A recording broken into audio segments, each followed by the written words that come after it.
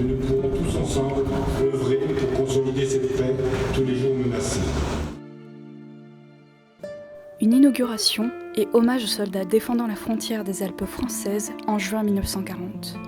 De nouveaux panneaux de mémoire retraçant le courage de ces combattants arpentent à présent les sentiers de marche et villages de caractère de Genève à la côte méditerranéenne. Pour cet événement de dévoilement de plaques, un dépôt de gerbes fut organisé au monument aux morts, ainsi qu'une conférence de sensibilisation à la mémoire locale à la salle Fabrice Melchior. Les organisateurs et dirigeants de ce projet de grande ampleur furent conviés, notamment en nom de présentateurs d'archives historiques pour l'occasion. Une question s'érige alors sur la nature de leur création et son processus. Alors, il y a les panneaux, puis la réalisation d'un guide Michelin et enfin un site internet.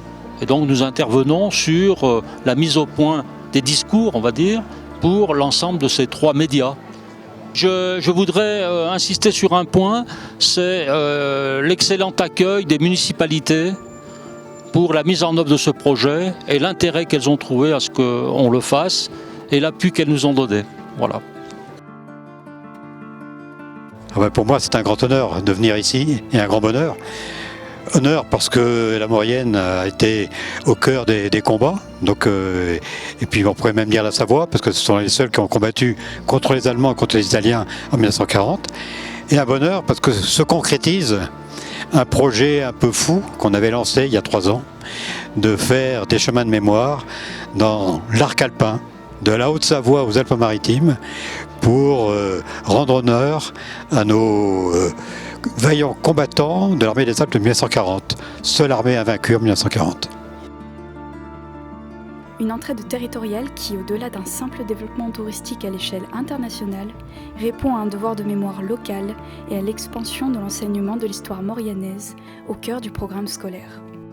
J'ai été contacté par le ministère des Armées, ou du moins la secrétaire d'État dans sa direction, pour faire des actions au profit des scolaires. Donc ça pourrait être le travail suivant qu'on pourrait faire, nous, la Fédération des soldats de montagne, avec l'aide de tous les locaux, pour impliquer le monde scolaire là-dedans. Et je pense que nos racines, elles sont valables à partir du moment où on fait ces références à nos anciens qui ont une histoire. Ces souvenirs oubliés, dépeints avec énergie par l'écrivain historique référent et passionné, Laurent de Mouzon. Les fortifications, c'est omniprésente. Le champ de bataille qu'on est dessus, on n'est pas censé savoir que ça s'est battu. Puis il y a des cratères d'obus, mais sans plus. Mais il y a des fortifications de partout. Les gens se demandent ce que c'est, mais c'est les Allemands qui ont construit ça. Maintenant, c'est la ligne Maginot. La ligne Maginot, mais on est loin. Ah oui, mais ça n'a pas servi. Si, en 40, avec la bataille des Alpes. Mais comme le 18 juin, De Gaulle parle, on croit que la guerre s'arrête. Pas du tout, la guerre s'arrête le 25 juin. Mais cette armée française de 40, elle est totalement oubliée. La doc privée, sortir des familles et tout ça, ça va devenir de plus en plus dur, ça va se perdre. Et donc, j'espère laisser une trace de mémoire derrière pour tous ceux que ça intéressera. Et puis, si ça intéresse personne, c'est pas grave, parce que je le fais aussi pour ceux qui se sont battus, qui sont plus là, mais il y a comme les familles de ces gens-là.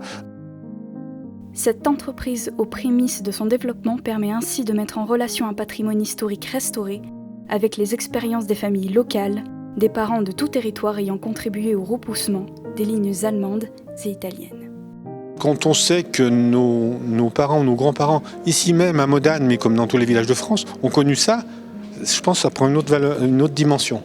Et c'est ça que je pense qu'il est important de montrer que ces problématiques qu'on a ici, qu'on voit tous les soirs à la télé, ça s'est produit il n'y a pas si longtemps que ça, puisqu'on a encore des gens qui l'ont vécu, ça, qu'on peut discuter avec eux. Et ça, pour moi, c'est ça le devoir de mémoire, qu'on incite nos grands-parents à l'écrire. Plus ou moins dire, j'espère que ce chemin de la mémoire, que cette journée d'aujourd'hui, cette petite conférence, permettra, au moins au présent, mais à diffuser l'information plus largement. Je pense aux enseignants qui étaient présents, je pense aux élus du territoire, je pense aux gens des offices de tourisme qui étaient là également, de pouvoir montrer toute la richesse de notre vallée. Dès qu'on est un territoire de frontières, il se passe beaucoup de choses. C'est un petit peu ce qui s'est passé à Modane depuis des siècles.